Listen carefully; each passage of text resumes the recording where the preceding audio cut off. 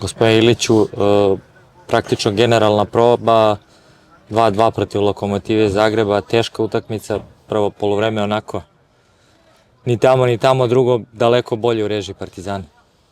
Pa dobro, jeste, znači prvo poluvreme malo, ono što nam se ponavlja, puno ti nekih jednostavnih grešaka, dobro moguće, ajde sad, noge su umorne, sparina je velika i vrućina je bila.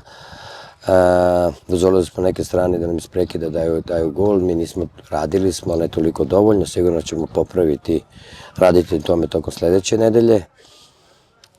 S druge strane, nekih određenih par mogućnosti, pogotovo u drugom poluvremenu koje su bile gde smo igrali brzo, jednostavno sa brzom promenom strane su otvarali mogućnosti da imamo neke izuzetno izgledne prilike, tako da je to to.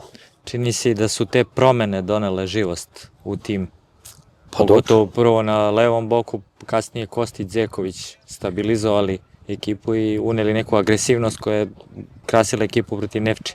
Pa dobro, to nam i treba. Nama treba, koliko nas ima, ovde 25-6 igrača plus golmana.